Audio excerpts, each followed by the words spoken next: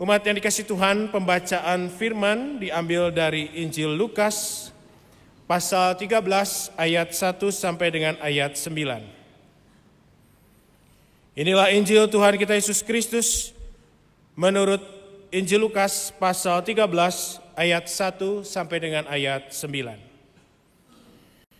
Pada waktu itu datanglah kepada Yesus beberapa orang membawa kabar tentang orang-orang Galilea yang darahnya dicampur Pilatus dengan darah kurban yang mereka persembahkan.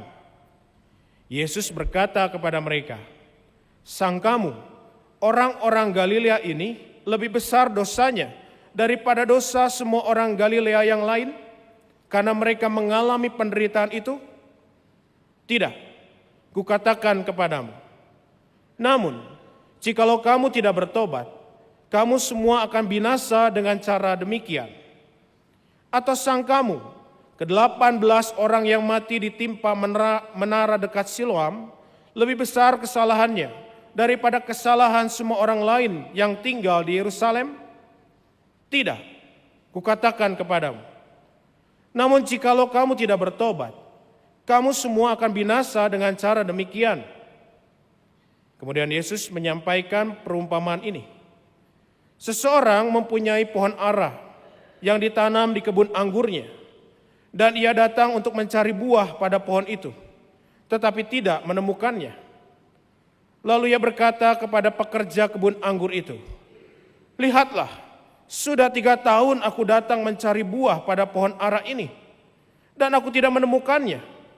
Tebanglah pohon ini, untuk apa ia hidup di tanah ini dengan sia-sia?" Jawab orang itu, "Tuan, biarkanlah dia tumbuh tahun ini lagi. Aku akan mencangkul tanah sekelilingnya dan memberi pupuk kepadanya. Mungkin tahun depan ia berbuah. Jika tidak, tebanglah ia." Demikianlah Injil Tuhan kita Yesus Kristus. Berbahagialah kita yang mendengarkan firman Allah dan yang memeliharanya. Hosana.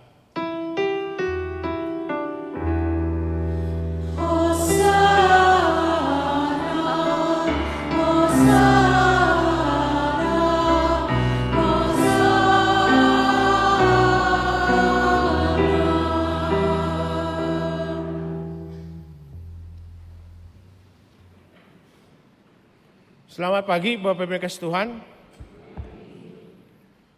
Sekali lagi ya, selamat pagi Bapak Ibu. Luar biasa semangat ya. Yesus pemberi kesempatan. Bapak Ibu,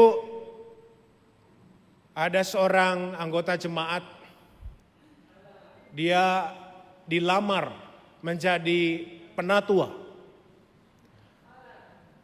Lamaran yang pertama ditolak. Alasannya belum siap. Lalu tahun berikutnya lamaran yang kedua, majelis jemaat melawat lagi, meminta yang bersangkutan untuk jadi penatua, menolak juga, belum siap.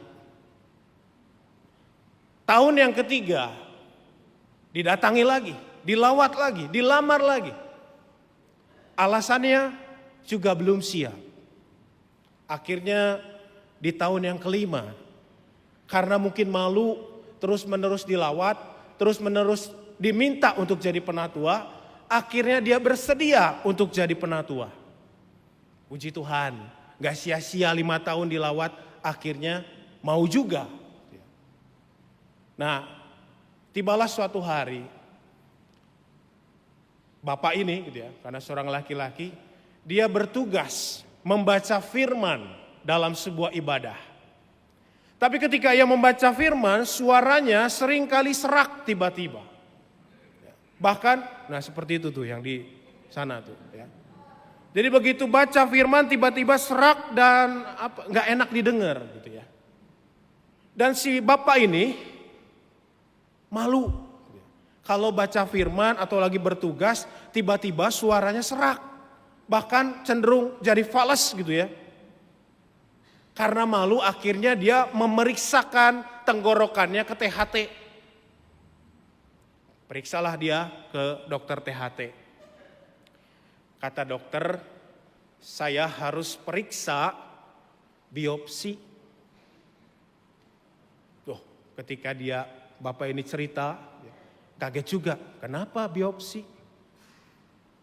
Dokter bilang mungkin ada sel kanker di bagian tenggorokannya. Dibiopsilah.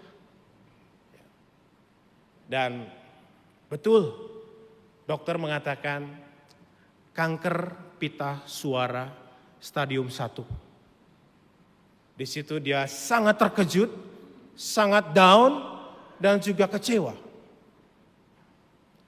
Kenapa kecewa? Karena dokter mengatakan, dokter memvonis, kamu kena kanker pita suara. Di saat dia akan dan menerima lamaran penatua baru 3 bulan. Diteguhkan bulan Maret, dia baru tahu 3 bulan kemudian dia kanker pita suara stadium 1. Kalau Bapak Ibu jadi Bapak ini, rasanya gimana? Pernah nggak Bapak Ibu mengalami hal yang sama? Mungkin bukan penyakit kankernya ya. Tuhan, saya baru aja mau dekat sama Tuhan, kok ada aja pencobaannya. Tuhan, saya baru aja mau membangun relasi dalam doa, tapi kok ada saja pergumulannya. Kalau gitu mah lebih baik saya tidak berdoa, lebih baik saya tidak terlalu dekat dengan Tuhan. Karena sebelum saya tidak berdoa atau sebelum saya dekat dengan Tuhan, hidup saya biasa-biasa saja. Dan ini juga yang ditanyakan oleh orang tersebut. Sebelum saya jadi penatua, hidup saya baik-baik saja. Semuanya berjalan dengan lancar. Tetapi kenapa ketika saya jadi penatua, justru saya diberi sakit kanker pita suara. Dan lehernya bolong Bapak Ibu. Sama seperti gambar di depan. Lehernya bolong. Ada satu pertanyaan yang dia sampaikan dan dia ungkapkan. Apa salahku? Apa dosaku? Pernah gak Bapak Ibu mengalami hal yang serupa? Bertanya pada Tuhan, Tuhan, saya kan rajin pelayanan. Saya rajin ngasih persembahan. Saya rajin berdoa. Saya rajin ibadah. Saya rajin berbuat baik. Kenapa saya mengalami nasib buruk seperti ini? Apa salahku? Apa dosaku Tuhan? Pernah gak Bapak Ibu bertanya seperti itu kepada Tuhan?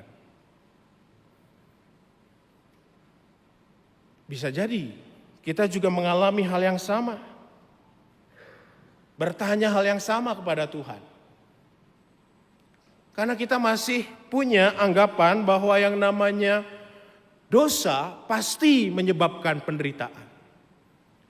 Penderitaan saya, sakit penyakit saya, kesusahan saya, kesengsaraan saya, semua karena dosa. Oh, kamu sakit, kamu pasti berdosa. Ayo ngaku dosamu sama Tuhan apa?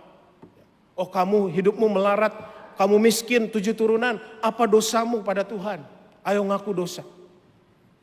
Dan pemahaman bahwa dosa adalah penyebab penderitaan itu bukan hanya saat ini, tapi di zaman Yesus pun, bahkan di zaman sebelum Yesus pun, di zaman perjanjian lama, konsep itu sudah ada. Bahkan konsep itu masih menempel di dalam kepala kita dan hati kita. Bahwa segala yang terjadi, kesusahan kita masing-masing adalah karena dosa saya atau dosa orang tua saya, dosa nenek moyang saya. Dan ini yang tercermin dari pemahaman orang-orang Yahudi, bahkan murid-murid Yesus. Di Lukas 13 ayat 1 di situ dikatakan, beberapa orang datang kepada Yesus membawa kabar tentang orang-orang Galilea yang darahnya dicampurkan Pilatus dengan darah kurban yang mereka persembahkan. Jadi mereka menganggap orang-orang yang mati dan darahnya dicampur dengan persembahan kurban mereka oleh Pilatus adalah orang-orang yang layak mendapatkan itu karena mereka berdosa. Kesusahan, penderitaan, bahkan kematian itu karena dosa. Mereka menganggap dan memahami hal seperti itu. Mungkin mereka bertanya kepada Yesus, apakah betul seperti itu? Tapi Yesus punya jawaban lain. Dalam Lukas 13 ayat 3, di situ Yesus mengatakan, tidak, kataku kepadamu, tidak semua penderitaan itu karena dosa. Siapa di sini yang tidak berdosa, Bapak Ibu? Kalau tidak ada yang berdosa, silakan pulang duluan. Karena tidak berdosa kan? Siapa di antara kita yang tidak berdosa? Semua kita berdosa. Oleh karena itu kalau dosa menyebabkan penderitaan, semua kita menderita. Menderita sakit penyakit, menderita kesusahan yang berat dan lain sebagainya. Tapi Yesus mengatakan tidak semua penderitaan itu karena dosa. Tidak, kukatakan kepadamu. Buktinya apa? Ayub. Ayub dalam Alkitab dicatat sebagai orang yang saleh, orang yang taat kepada Tuhan. Tapi dia menderita. Harta bendanya habis, anaknya mati semua, bahkan istrinya sendiri menghina dia.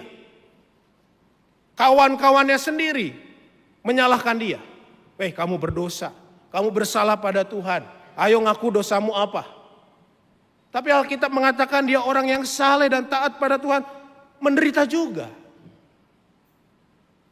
Dalam Yohanes 9 ayat 2 di situ murid-murid Yesus melihat seorang buta dan bertanya kepada Yesus, Guru, siapakah yang berdosa? Dia, orang tuanya, atau nenek moyangnya sehingga dia buta? Yesus mengatakan, bukan dia, bukan nenek moyangnya, bukan orang tuanya, tetapi supaya kemuliaan Allah nyata dalam dirinya. Jadi kalau Bapak Ibu saat ini merasa sedang menderita, sedang kesusahan, sedang sakit gak sembuh-sembuh, belum tentu itu karena dosa. Bisa jadi Tuhan sedang memproses kita, sedang melipat gandakan berkat kita seperti Ayub, atau Tuhan sedang menyatakan kemuliaannya pada kita. Penderitaan tidak selalu karena dosa. Bisa jadi Tuhan sedang melipat gandakan berkat kita seperti Ayub. Atau Tuhan sedang menyatakan kemuliaannya seperti kepada orang yang buta. Tapi Yesus mengatakan, kalaupun setiap penderitaan itu bukan karena dosa, tapi siapapun akan menderita binasa jika tidak bertobat. Lukas 13 ayat 3, tetapi jikalau kamu tidak bertobat, kamu semua akan binasa atas cara demikian. Dosa tidak selalu menyebabkan penderitaan, tetapi dosa pada akhirnya binasa. Dan Yesus mengingatkan, siapapun akan binasa jika ia tidak bertobat. Dengan cara apapun. Oleh karena itu Yesus menyampaikan sebuah pengajaran tentang pertobatan dan kesempatan. Ada seorang pemilik kebun anggur. Di tengah-tengah kebun itu ada pohon ara. Dan dia datang untuk memeriksa apakah pohon ara itu sudah berbuah atau tidak. Jadi pohon ara itu ada di tengah-tengah kebun anggur. Pohon ara punya masa pembesaran 2 sampai 3 tahun. Dan bisa berbuah ketika usianya 5 sampai 7 tahun. Si pemilik kebun anggur memeriksa pohon ara itu. Bolak-balik selama 3 tahun. Pohon ara itu kurang lebih setahun berbuah 2 kali. Jadi musim berbuahnya udah 6 kali bolak-balik, gak ada buahnya sama sekali. Ini pohon memang tidak berguna, kata si pemilik kebun anggur. Tebang. Dia memerintahkan hambanya, pengurus kebun anggur itu, tebanglah pohon ini. Sia-sialah dia hidup di sini. Kenapa dia pengen menebang pohon ara itu? Jadi Pohon ara itu ada di tengah-tengah kebun anggur. Pohon ara itu sudah besar. Artinya pohon itu memakan tempat yang seharusnya bisa dipakai untuk tanaman anggur. Yang kedua, pohon ara itu pasti berebut nutrisi di tanah dengan pohon anggur. Semakin dia besar, semakin nutrisi yang dibutuhkan semakin banyak. Yang ketiga, pohon ara itu tidak berbuah, tapi daunnya terus berguguran, ngotorin. Bapak Ibu kalau di rumah, di halaman, punya pohon buah, ya, buah apapun itu, tapi nggak ada buahnya, yang adalah daun-daunnya, ngabala teh di rumah. Ngabala kan, banyak daun-daun kotor gitu ya. Pilihan kita apa? Salah satunya pasti tebang, nggak ada guna nyapeken, gitu ya. Tiap hari aja kita harus nyapu, tapi buahnya nggak pernah dinikmati. Dan pohon ara itu membebani biaya pupuk, bocuan gitu ya. Dirawat, dipelihara, tapi nggak menguntungkan, bocuan, nggak ada untungnya. Jadi wajar pemilik kebun anggur mengatakan, tebanglah pohon itu. Nggak ada gunanya dia hidup, sia-sia dirawat, sia-sia dibiarkan. Tapi si hamba pengurus kebun anggur mengatakan, Tuhan, biarkanlah dia tumbuh tahun ini lagi. Aku akan mencangkul tanah sekelilingnya dan memberi pupuk kepadanya. Mungkin, semoga, mudah-mudahan tahun depan ia berbuah. Kalau tidak, ya sudah, tebanglah dia.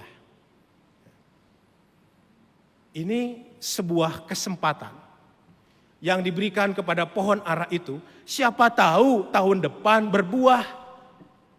Pohon ini akan diberikan treatment yang lebih, dikasih pupuk, dirawat lebih. Siapa tahu, mudah-mudahan, semoga tahun depan berbuah. Ini menggambarkan Bapak Ibu bahwa Tuhan itu selalu memberikan kesempatan, sebab ia juga selalu punya harapan agar manusia bertobat. Tuhan selalu memberikan kesempatan pada kita karena dia selalu berharap kita bertobat. Tuhan tidak pernah menyerah kepada manusia karena dia punya harapan suatu saat, suatu hari ini manusia bertobat. Ini manusia berubah. Jadi inilah kesempatan yang diberikan oleh pengurus kebun anggur kepada si pohon ara yang tidak berbuah itu. Dan itu melambangkan kesempatan Tuhan yang diberikan kepada kita. Dan itu artinya juga Tuhan selalu berharap kepada kita untuk selalu bertobat.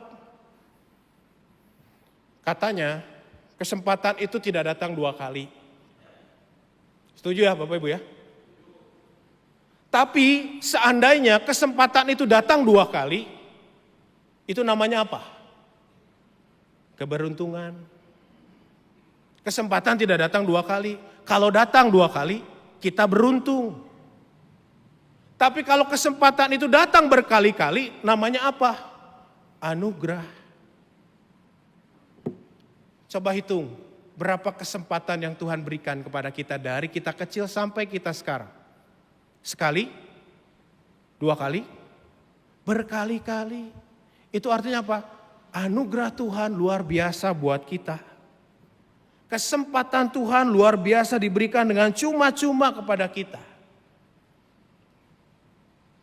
Ini persoalannya. Persoalannya adalah Tuhan itu panjang sabar. Masalahnya adalah waktu kita yang terbatas.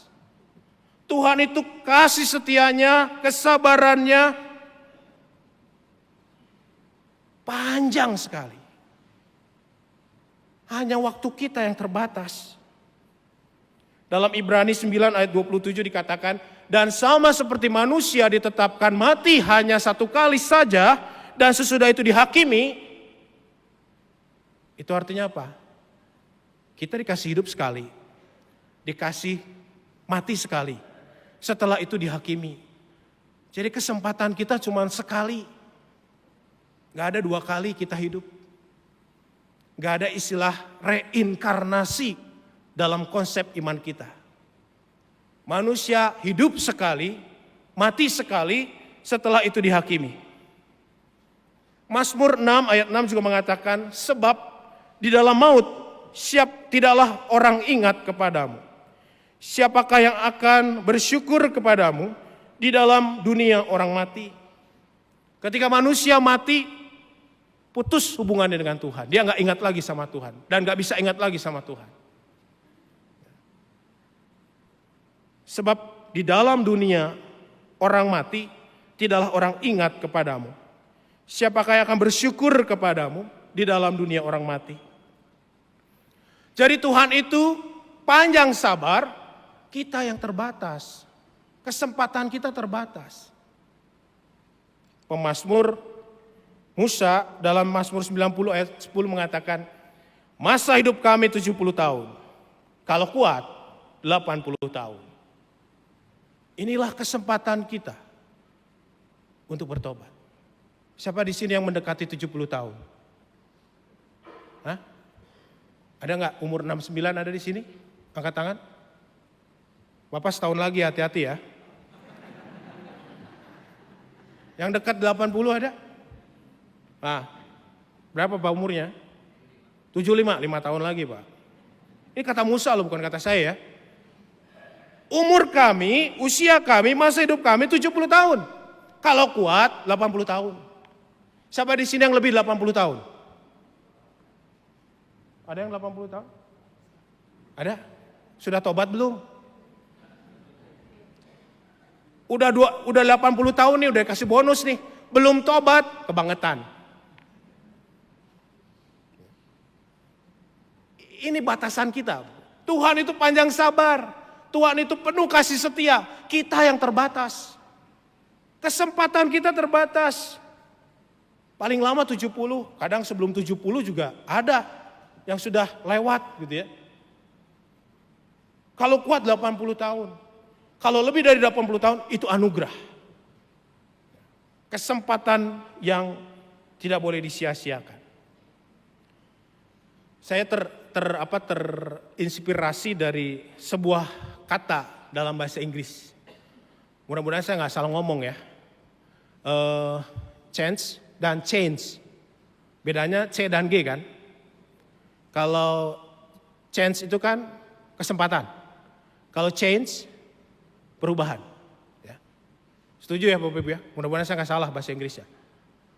Jadi saya merefleksikan Bapak Ibu, dalam setiap kesempatan ada tanggung jawab untuk berubah. Sama seperti pohon ara tadi. Dia dikasih kesempatan 1 tahun. Bahkan bukan hanya dikasih kesempatan, dikasih pemeliharaan yang luar biasa. Dikasih pupuk tambahan, dikasih perawatan tambahan. Dan ketika si pohon ara itu dikasih kesempatan, dia punya tanggung jawab untuk berbuah. Kita pun demikian. Setiap kesempatan yang kita dapatkan dari Tuhan, isinya itu ada tanggung jawab. Tanggung jawab untuk bertobat dan berubah. Karena pertobatan itu adalah respon atas kebaikan Tuhan. Bukan syarat mendapatkan kebaikan Tuhan. Kita sudah mendapatkan kebaikan Tuhan. Kita sudah mendapatkan kesempatan yang begitu banyak dari Tuhan. Dan kita harus meresponnya dengan pertobatan. Dan pertobatan itu bukan syarat untuk mendapatkan kebaikan Tuhan. Kebaikan Tuhan sudah diberikan. Kebaikan Tuhan sudah dinyatakan. Sekarang respon kita adalah pertobatan. Perubahan. Dan kalau kita mengatakan hidup itu adalah kesempatan, maka hidup kita harus dipenuhi dengan perubahan yang mengarah kepada Kristus. Bukan hanya perubahan tingkah laku, tutur kata, tapi iman kita juga harus mengarah kepada Kristus. Hidup kita harus mengarah kepada Kristus. Suatu hari saya ditanya Bapak Ibu sama anak keteksasi. Dia nanya begini, Pak, bila Yesus sudah menebus dosa manusia, mengapa masih ada penderitaan akibat dosa? Waduh, saya bingung Bapak Ibu mau jawab takut salah. Kalau salah bahaya kan? Saya berdoa dalam hati, Tuhan ini jawabannya apa ya? Kalau nggak jawab, saya malu gitu ya. Pak, kalau Yesus sudah menebus dosa manusia, mengapa masih ada penderitaan akibat dosa? Kalau menebus dosa berarti dosa dihapuskan. Tapi kenapa masih ada penderitaan akibat dosa? Kira-kira jawabannya apa Bapak Ibu? Kalau ada yang nanya pertanyaan ini pada Bapak Ibu sekalian. Bingung kan? Sama, saya juga waktu itu bingung Bapak Ibu. Tuhan jawabannya apa ya? Jangan sampai saya salah jawab. Bahaya nih kalau salah jawab. Roh Kudus berbicara, gitu ya, memberikan ilham. Saya jawabnya kurang lebih begini. Benar atau salah, terserah, gitu ya. Bisa diperdebatkan. Tuhan sudah menebus dosa semua orang. Tetapi tidak semua orang mau bertobat. Tuhan sudah menyelamatkan kita semua. Tetapi tidak semua orang mau percaya kepadanya. Tuhan sudah menebus kita. Menebus dosa kita. Tapi belum tentu kita mau bertobat. Nah, pertanyaan buat kita yang harus kita renungkan. Bagaimana dengan kita? Apakah kita mau bertobat atau tidak? Apakah kita menunda-nunda pertobatan kita atau tidak? Sambil merenungkan jawaban ini masing-masing, bagaimana dengan kita? Saya ingin mengajak kita merenungkan sebuah lagu. Perhatikan teksnya dan mari kita simak.